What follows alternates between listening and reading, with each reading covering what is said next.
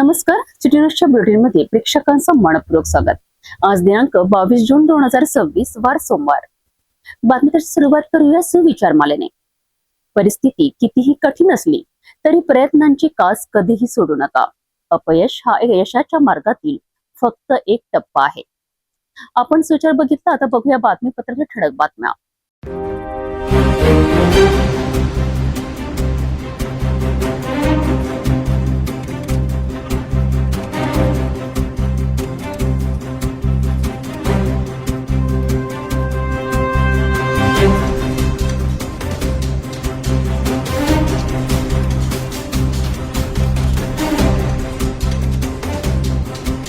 आपण ठळक बातम्या बघितल्या, आता घेऊया छोटासा ब्रेक। शादी और ब्याह की शुरुआत आराधना साड़ी के साथ। Aradhana wholesale shopping mall L2 Bijland complex, Nandgaon Peth, Amravati, Jawahar road, Amravati. Break नंतर बघूया सविस्तर बातम्या। अमरावती स्थानिक प्राधिकारी मतदारसंघाच्या विधान परिषद निवडणुकीत भारतीय जनता पक्षाचे उमेदवार प्रवीण पोटे पाटील यांनी दणदणीत विजय मिळवत विरोधकांना मोठा धक्का दिलाय। पहिल्याच फेरीत विजयाकरिता आवश्यक पोट्यापेक्षा तब्बल 179 मते अधिक मिळवत त्यांनी विजयाची नोंद केली आहे। जिल्हाधिकारी तथा निवडणूक निर्णय अधिकारी आशिष एरेकर यांच्या हस्ते त्यांना विजयी प्रमाणपत्र प्रदान करण्यात आले। पाहूया हा सविस्तर अहवाल। अमरावती विधान परिषद निवडणुकीची मतमोजणी 22 जून रोजी नियोजन भवन येथे पार पडली। मतमोजणीच्या सुरुवातीला वैध आणि अवैध मतांची छाननी करण्यात आली। एकूण 427 मतांपैकी 421 मते वैध तर 6 मते अवैध ठरली। विजयासाठी 211 मतांचा कोटा आवश्यक होता। यानंतर मतपत्रिकांची मोजणी सुरू होताच भाजपचे उमेदवार प्रवीण पोटे यांना तब्बल 390 मते मिळाल्याचे स्पष्ट झाले। त्यामुळे सुरुवातीलाच त्यांचा विजय निश्चित झाला। निवडणुकीत वंचित बहुजन आघाडीचे उमेदवार निलेश विश्वकर्मा यांना 31 मते मिळालीत, तर काँग्रेसचे उमेदवार हर्षजित देशमुख यांना एकही मत मिळाले नाही। त्यामुळे काँग्रेसला मोठा धक्का बसल्याची चर्चा राजकीय वर्तुळात सुरू झाली आहे। मतमोजणी पूर्ण झाल्यानंतर निवडणूक निर्णय अधिकारी तथा जिल्हाधिकारी आशिष एरेकर यांनी प्रवीण पोटे यांच्या विजयाची अधिकृत घोषणा केली आणि त्यांना विजयी प्रमाणपत्र प्रदान केलेत। दरम्यान मतमोजणीपूर्वीच नियोजन भवन परिसरात भाजप कार्यकर्त्यांनी मोठी गर्दी केली होती। विजयाची घोषणा होताच कार्यकर्त्यांमध्ये उत्साहाचे वातावरण निर्माण झालेत। भारतीय जनता पार्टीचे आणि महायुतीचे अधिकृत उमेदवार प्रवीण भाऊ पोटेंनी विक्रम मतं घेऊन सगळ्या विरोधातल्या लोकांचे तोंड बंद करून विजय मिळवलेला आहे। गेल्या 25 वर्षापासून प्रवीण भाऊ जनतेच्या सोबत आहे। त्यांच्या सुखदुःखाचे, त्यांच्या समस्याचं निवारण करत आहेत आणि म्हणून अनेक लोकांनी वेगवेगळ्या प्रकारचे प्रयत्न करूनही विक्रमी मतांनी प्रवीण भाऊ निवडून आले। भारतीय जनता पार्टीच्या कार्यकर्त्यांना, महायुतीच्या कार्यकर्त्यांना प्रचंड आनंद झालाय आणि आम्हाला अशी आशा आहे की आगामी काळामध्ये विकासाचा जो रथ आहे तो अधिक गतिमान होईल आणि अमरावती जिल्ह्यामध्ये एक विकासाचं नवीन पर्व सुरू होईल। या निमित्ताने माननीय देवेंद्रजी फडणवीस, माननीय रवींद्रजी चव्हाण, माननीय बावनकुळे साहेब यांचं मनपूर्वक आभार की त्यांनी आमच्यावर विश्वास दाखवला। आजचा हा प्रवीण भाऊचा जो विजय आहे तो सलग तिसऱ्यांदा अमरावती MLC मध्ये झालेला आहे। अतिशय भव्य 390 विरुद्ध 31 इतक्या फरकाने झालेला विषय हा जनतेचा भाजपप्रती असलेलं प्रेम आणि विश्वास, आमचं केंद्रीय नेतृत्व आणि महाराष्ट्रामधील देवाभाऊ बावनकुळे साहेब, चव्हाण साहेब यांचं मार्गदर्शन, याचसोबत प्रवीण भाऊंचं जे व्यक्तिमत्व आहे की जे 2012 मध्ये पहिल्या निवडून आल्यानंतर जे लोकसंपर्क, ज्याला म्हणतात सुखादुःखात धावून जाणारा माणूस, असं हे जे व्यक्तिमत्व आहे त्या व्यक्तिमत्वाचा विचार करून अमरावतीच्या सगळे नगरसेवक आणि सगळे वोटर्स यांनी त्यांना भरभरून साथ दिली आहे आणि त्याचीच प्रचिती म्हणून आहे की आज एवढ्या मोठ्या फरकाने प्रवीण भाऊ निवडून आले आहेत। त्यांना माझ्यातर्फे खूप खूप शुभेच्छा देतो। प्रवीण पोटे यांच्या कार्यालयासमोर कार्यकर्त्यांनी फटाक्यांची आतिषबाजी करत मिठाई वाटली. महापौर, भाजप पदाधिकारी, नगरसेवक आणि कार्यकर्त्यांनी कार्यालयात उपस्थित राहून प्रवीण पोटे यांचे अभिनंदन केलेत. शहरभर अभिनंदनाचे बॅनर झळकू लागले असून भाजप कार्यकर्त्यांमध्ये उत्साहाचे वातावरण पाहायला मिळत आहे. या विजयामुळे प्रवीण पोटे यांनी विधान परिषदेत विजयाची सलग हॅट्रिक नोंदवली आहे. अमरावती स्थानिक प्राधिकारी मतदारसंघात प्रवीण पोटे पाटील यांनी मोठ्या मताधिक्याने विजय मिळवत भाजपचा गड अधिक मजबूत केल्याचे चित्र पाहायला मिळाले. या विजयामुळे आगामी स्थानिक आणि राजकीय समीकरणांमध्ये नवे बदल घडण्याची शक्यता आहे.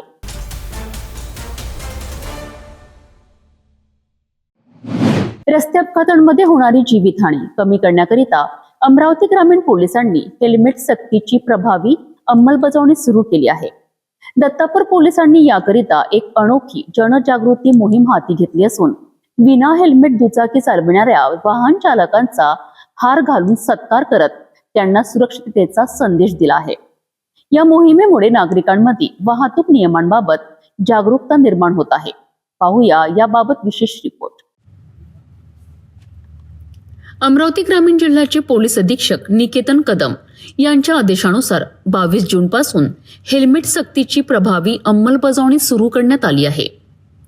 रस्ते अपघातांमुळे होणारी जीवितहानी टाळण्याकरिता आणि वाहन चालकांच्या सुरक्षिततेकरिता दत्तापूर पोलिसांनी विशेष जनजागृती व कारवाई मोहीम हाती घेतली आहे. या मोहिमेअंतर्गत विना हेल्मेट दुचाकी चालविणाऱ्या वाहन चालकांना थांबवून त्यांचा हार घालून अनोख्या पद्धतीने सत्कार करण्यात आला. त्यानंतर हेल्मेट वापरण्याचे महत्त्व समजावून सांगत भविष्यात नियमित हेल्मेट वापरण्याचे आवाहन करण्यात आले. दुचाकी चालकांसोबतच मागील आसनावर बसणाऱ्या व्यक्तीलाही हेल्मेट वापरणे बंधनकारक करण्यात आले आहेत. वाहतूक नियमांचे पालन करून स्वतःच्या आणि कुटुंबियांच्या सुरक्षिततेची जबाबदारी स्वीकारण्याचे आवाहन पोलिसांनी नागरिकांना केले आहेत. पोलीस अधीक्षक माननीय निकेतन कदम सरांच्या संकल्पनेतून संपूर्ण अमरावती ग्रामीण जिल्ह्यामध्ये ज्या मुख्य रस्त्यावर दुचाकीस्वार विदाऊट हेल्मेट वाहन चालवतात आणि मग मृत्यूला कारणीभूत ठरतात, तर असे होणारे अपघात आणि त्यातून होणारे मृत्यू टाळण्यासाठी सरांच्या मार्गदर्शनाखाली जे कोणी दुचाकीस्वार विदाऊट हेल्मेट वाहन वापरत आहेत त्यांचा आज आम्ही सत्कार करत आहोत हार घालून. आणि उद्यापासून त्यांनी हेल्मेट वापरावं आणि भविष्यात होणारी जीवितहानी टाळावी याच्यासाठी आज आम्ही रस्त्यावर उतरून प्रबोधन करत आहोत. तर मी धामणगाव रेल्वे तालुका आणि दत्तापूर पोलीस हद्दीतील सर्व नागरिकांना पोलीस स्टेशन दत्तापूरतर्फे विनंती करतो की आपण रस्त्यावर दुचाकी वाहन काढल्यानंतर तुम्ही स्वतः आणि तुमच्या पाठीमागं बसलेल्या प्रवासी दोघेही हेल्मेट घालून प्रवास करा. आपली यात्रा सुरक्षित करा, जेणेकरून कोणताही जर अपघात झाला तर त्यातून हेड इंजुरी होऊन मोठी जीवितहानी होणार नाही. त्यासाठी आपल्या या रस्त्यावरचे अपघात कमी करणे आणि अपघातामधील मृत्यू कमी करण्यासाठी हेल्मेट वापरण्याबाबत आम्ही नागरिकांचे प्रबोधन करत आहोत. आणि उद्यापासून अशा विदाऊट हेल्मेट जे कोणी वाहन चालवणार आहेत त्यांच्यावर कायदेशीर कारवाई करणार आहोत. तर आमची सर्व नागरिकांना पुन्हा विनंती आहे की आपण दुचाकीवर हेल्मेट वापरा आणि स्वतःची जीवितहानी टाळा. धन्यवाद. जय हिंद. दत्तापूर पोलिसांनी विविध चौक आणि प्रमुख मार्गांवर विशेष बंदोबस्त तैनात करण्यात आला असून विना हेल्मेट वाहन चालवणाऱ्यांवर नियमांनुसार दंडात्मक कारवाई सुरू करण्यात आली आहे. या मोहिमेदरम्यान सहाय्यक पोलीस निरीक्षक गजानन गजभारे, वाहतूक पोलीस हवालदार रवी पाखरे, नारायण फड, मयूर धवस, धीरज इंगळे तसेच इतर पोलीस कर्मचारी आणि होमगार्ड यांनी नागरिकांना वाहतूक सुरक्षिततेचे धडे दिलेत.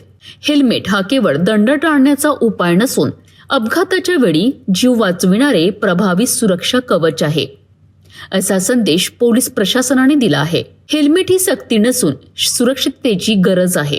आपला जीव अमूल्य आहे आणि त्याच्या रक्षणाकरिता हेल्मेटचा वापर अत्यावश्यक आहे, असे आवाहन दत्तापूर पोलिसांनी नागरिकांना केले आहेत. मी वाहतूक पोलीस हवालदार रवी पाखरे, पोलीस दत्तापूर, सर्वांना नम्र आवाहन करतो की माननीय SP साहेबांनी जी मोहीम राबवली ती अत्यंत महत्त्वाची आणि चांगली आहे. ते आपल्या फायदेशीर ठरेल अशी तर आमची गजबज असं माहिती दिलीच आहे. आज दत्तपूर पोलीस स्टेशन मार्फत कारवाई करण्यात येत आहे. कशा पद्धतीने कारवाई करण्यात येत आहे काय सांगा? उद्यापासून आम्ही माननीय पोलीस साहेबांच्या आदेशाने कारवाई करणार आहोत. आज फक्त सत्कार केला आहे, उद्या आम्ही त्यांना 1000 फाईन होईल. त्यामुळे सर्वांनी हेल्मेट घालावे असे आम्ही दत्तापूर पोलिसांच्या वतीने आवाहन करतो. जय हिंद. दत्तापूर पोलिसांच्या या अभिनव जनजागृती मोहिमेला नागरिकांकडनं सकारात्मक प्रतिसाद मिळत असून वाहतूक नियमांचे पालन करण्याकरिता जनतेत जनजागरूकता वाढताना दिसत आहे. सुरक्षित प्रवासासाठी हेल्मेटचा वापर करा आणि आपल्या कुटुंबाला सुरक्षित ठेवा.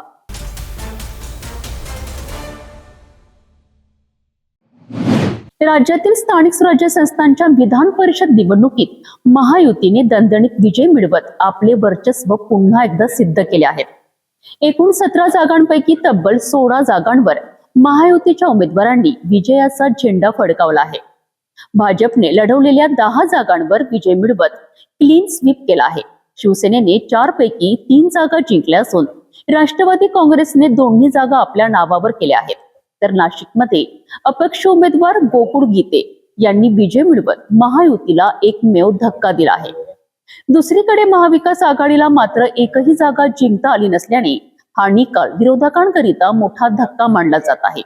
पाहुयात हा विशेष रिपोर्ट. राज्यातील स्थानिक स्वराज्य संस्थांच्या 17 विधान परिषद जागांसाठी झालेल्या निवडणुकीचे निकाल जाहीर झाले असून महायुतीने या निवडणुकीत एकतर्फी वर्चस्व गाजवले आहेत. मतदानापूर्वीच 6 जागांवर महायुतीचे उमेदवार बिनविरोध निवडून आले होते. यामध्ये ठाण्यातून रवींद्र फाटक, कोकणातून अनिकेत तटकरे, पुण्यातून विक्रम काकडे, अहिल्यानगरमधून प्राजक्त तणपुरे, यवतमाळमधून दुष्यंत चतुर्वेदी आणि वर्धा, गडचिरोली, चंद्रपूरमधून अरुण लखाणी यांचा समावेश आहे. उर्वरित 11 जागांसाठी 18 जून रोजी मतदान पार पडले होते. आज जाहीर झालेल्या निकालांमध्ये भाजपने सर्वाधिक यश मिळवत लढवलेल्या 11 पैकी 10 जागांवर विजय संपादन केलाय. अमरावती स्थानिक प्राधिकारी मतदारसंघात भाजपचे प्रवीण पोटे यांनी तब्बल 390 मते मिळवत दणदणीत विजय मिळवलाय. नागपूर पोटनिवडणुकीत डॉक्टर राजू पोद्दार विजयी झालेत, तर नांदेडमध्ये अमर राजूरकर, जळगावमध्ये नंदकिशोर महाजन, सोलापुरात राजेंद्र राऊत, भंडारा गोंदियामध्ये अविनाश ब्राह्मणकर आणि छत्रपती संभाजीनगर जालना मतदारसंघात सुहास शिरसाट यांनी विजय मिळवलाय. शिवसेनेच्या वतीने परभणी हिंगोली मतदारसंघातून सय्यद खान यांनी विजय मिळवलाय. राष्ट्रवादी काँग्रेसनेही आपल्या 2 जागांवर विजयाची नोंद केली आहे. या निवडणुकीतील सर्वात मोठी चर्चा नाशिक मतदारसंघाची ठरली. इथे अपक्ष उमेदवार गोकुळ गीते यांनी 357 मते मिळवत विजय मिळवला आणि महायुतीला एकमेव धक्का दिला. एकूण निकाल पाहता महायुतीने 17 पैकी 16 जागांवर विजय मिळवत राज्यातील स्थानिक स्वराज्य संस्थांमधील आपले राजकीय वर्चस्व कायम असल्याचे पुन्हा एकदा दाखवून दिले आहेत. तर महाविकास आघाडीला एकही जागा जिंकता न आल्याने विरोधकांकरिता हा निकाल चिंतनाचा विषय ठरत आहे. विधान परिषद निवडणुकीच्या निकालातून राज्यातील राजकीय समीकरणांमध्ये महायुतीचे वर्चस्व अधिक मजबूत झाल्याचे स्पष्ट झाले आहे. आगामी स्थानिक स्वराज्य संस्था आणि महापालिका निवडणुकांच्या पार्श्वभूमीवर या निकालाकडे राजकीय वर्तुळाचे विशेष लक्ष लागले आहे. भेटूया एका छोट्याशा विश्रांतीनंतर.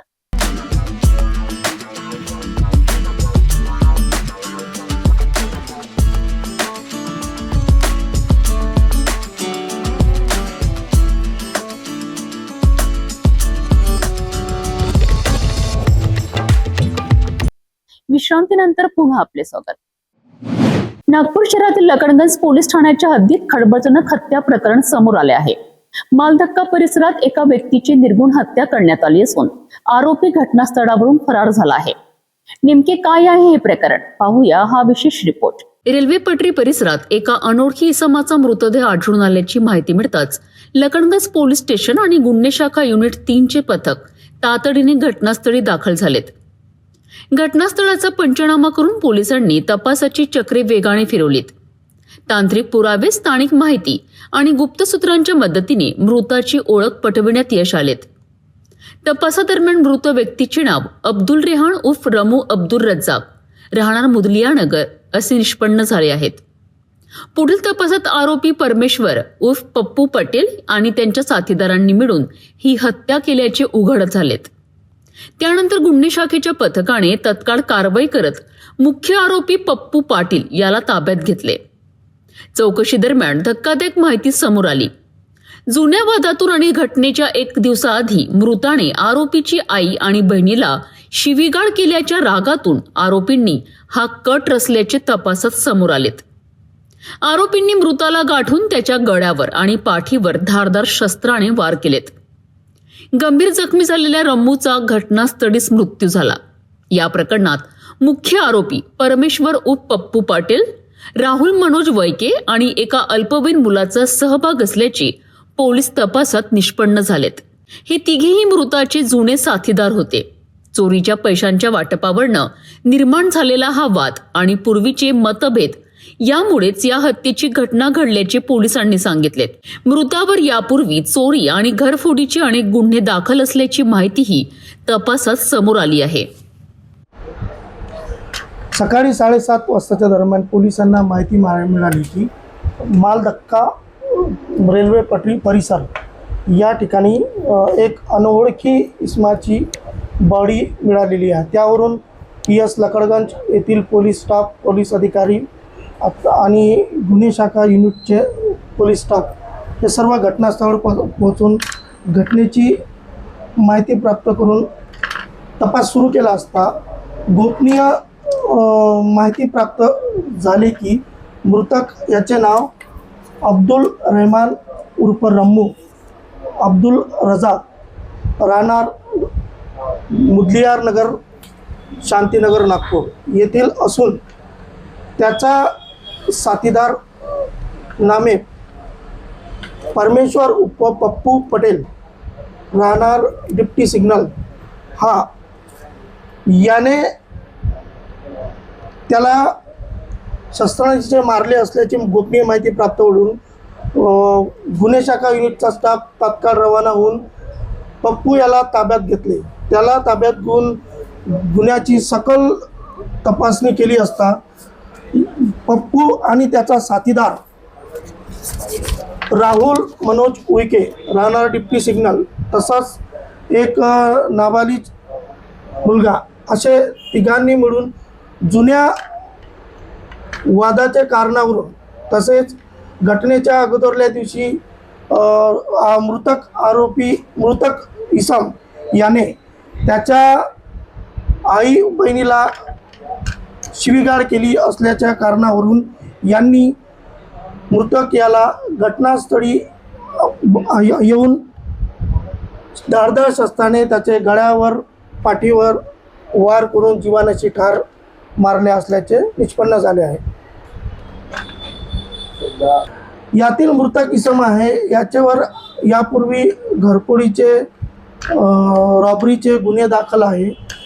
तसेच यातील आरोपी इसम आहे आरोपी क्रमांक 1 परमेश्वर उर्फ पप्पू पटेल राहणार डिप्टी सिग्नल, आरोपी क्रमांक 2 राहुल मनोज उईके राहणार डिप्टी सिग्नल तसेच एक नाबालिग मुलगा असे तिघही हे मृतकाचे साथीदार असून त्यांच्या जुन्या वादावरून, जुन्या घरफोडी चोरीच्या पैशावरून तसेच घटनेच्या अगोदरल्या दिवशी झालेल्या वादावरून त्यांनी हा सदरचा खून केलेला आहे. सदर गुन्ह्याचा तपास माननीय पोलीस आयुक्त, माननीय सहपोलीस आयुक्त, माननीय पोलीस उपायुक्त गुन्हे शाखा, माननीय सहाय्यक पोलीस आयुक्त गुन्हे शाखा यांचे मार्गदर्शनाखाली गुन्हे शाखा युनिट क्रमांक 3चे टीमने सदरची कारवाई केलेली आहे. नागपुरातील या हत्या प्रकरणामुळे परिसरात खळबळ उडाली असून आरोपीचा शोध सुरू आहे.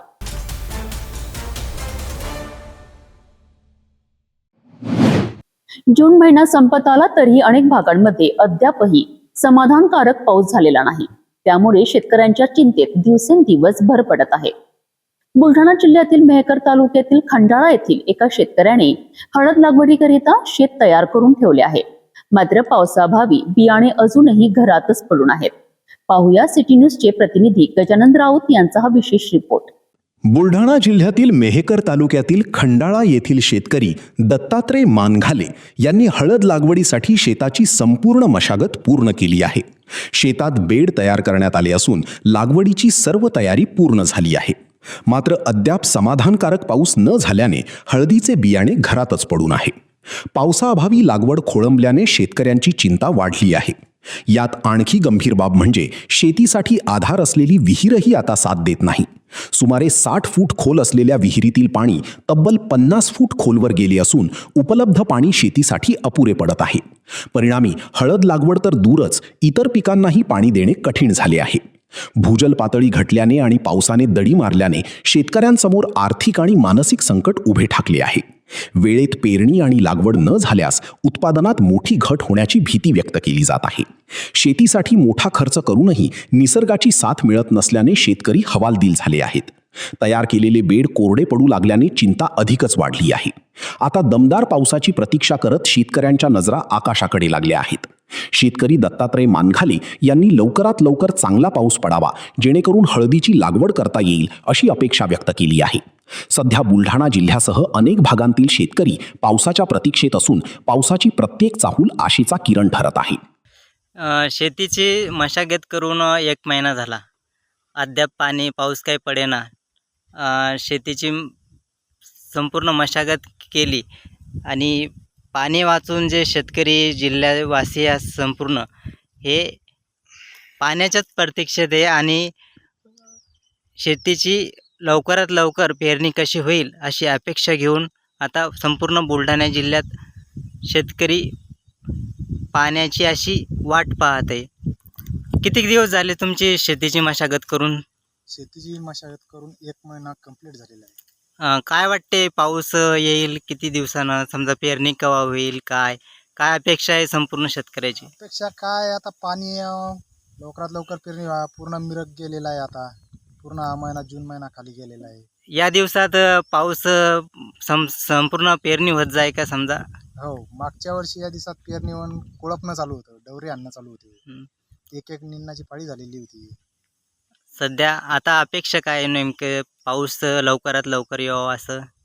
तेच पाऊस लवकर यावं. हळदीची लागवड, काही पेरणी असेल समजा, सोयाबीन, कोणाची कपाशी असेल ते. आता हळद बियाणे सध्या कुठं आहे? समजा घरामध्ये साठवून ठेवलेलं आहे पेरणीसाठी? घरामध्येच लावलेलं आहे. औषधाची त्याची जे मशागत आहे ते सर्व झालेलं आहे. आज पाऊस येईल, उद्या येईल. एकीकडे शेतीची सर्व तयारी पूर्ण झाली आहे तर दुसरीकडे पावसाअभावी शेतकरी हतबल झाले आहेत. आता सर्वांच्या नजरा मान्सूनकडे लागल्या असून लवकरच दमदार पाऊस पडेल अशी अपेक्षा व्यक्त केली जात आहे.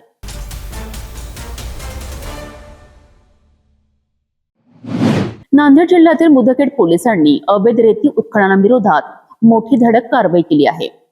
गोदावरी नदीपात्रातून रेतीची चोरी करणाऱ्यांविरोधात छापा टाकत पोलिसांनी 11 फायबर बोटी आणि 3 इंजिन बोटी जप्त केल्या. तब्बल 2,90,00,000 रुपयांचा मुद्देमाल जिलेटिनच्या सहाय्याने जागीच नष्ट करण्यात आलाय. या कारवाईमुळे अवैध रेती माफियांमध्ये खळबळ उडाली आहे. पाहूया हा सविस्तर रिपोर्ट.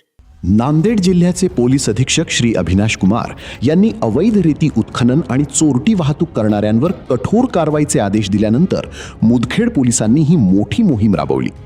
दिनांक 20 जून 2026 रोजी पोलीस निरीक्षक धीरज दत्तात्रय चव्हाण यांच्या नेतृत्वाखालील पथक पेट्रोलिंग करत असताना त्यांना गोपनीय माहिती मिळाली की गोदावरी नदीच्या पात्रात काही इसम फायबर आणि इंजिन बोटींच्या सहाय्याने अवैधरित्या रेतीचा उपसा करत आहेत.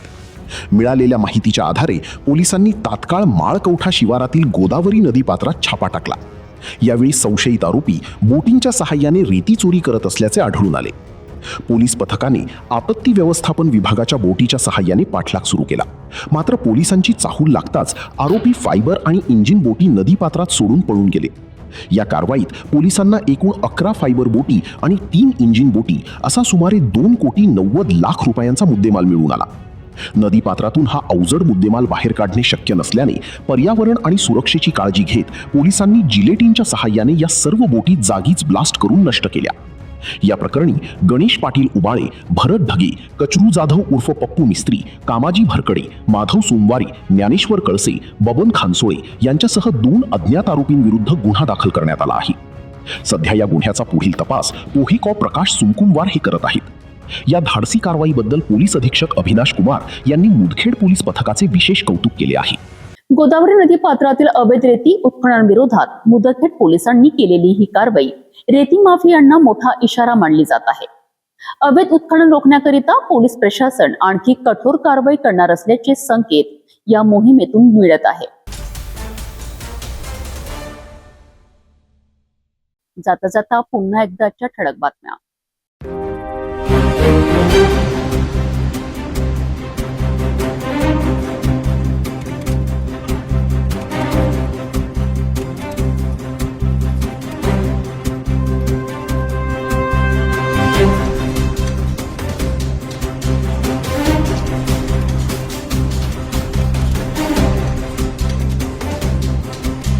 आता सिटी न्यूज चॅनल आपल्या टीव्हीवर बघू शकता. अमरावती जिल्ह्यानंतर विदर्भ आणि महाराष्ट्राचे दर्शक घर बसल्या आपल्या केबल टीव्हीवर सिटी न्यूज बातमी पाहू शकाल. जर आपल्या टीव्हीवर सिटी न्यूज चॅनल दिसत नसेल तर आपण आपल्या केबल ऑपरेटरशी संपर्क साधावा. आपण सिटी न्यूज केबलच्या व्यतिरिक्त युट्यूब, फेसबुक, इंस्टाग्राम आणि ट्विटरवर बघू शकता. याकरिता सोशल मीडिया अकाउंट सबस्क्राईब करा, फॉलो करा, लाईक करा. युट्यूब अकाउंट सबस्क्राईब करण्याकरिता सबस्क्राईब बटनाला क्लिक करा आणि बेल आयकॉन दाबायला विसरू नका, कारण सर्वप्रथम समाचार आपल्यापर्यंत पोहोचणार आहेत. तसेच सिटीची फेसबुक पेज लाईक करा, इंस्टाग्राम आणि ट्विटर हँडल फॉलो करा. आपण व्हॉट्सअपवर सुद्धा सूचना देऊन न्यूज प्राप्त करू शकता. व्हॉट्सअप नंबर स्क्रीनवर येत आहे. हे बातमीपत्र एवढ्यावरच थांबूया. पुन्हा भेटू नवीन घडामोडीसोबत. आपण बघत राहा फक्त सिटी न्यूज. हर खबर पर पैनी नजर, हर मुद्दे पर सटीक वार, यही है सिटी न्यूज की पहचान. जहाँ सच्चाई की आवाज दबाई जाती है वहाँ सिटी न्यूज उठाता है सवाल. हर स्क्रीन पर, हर प्लेटफॉर्म पर हमारी मौजूदगी बोलती है.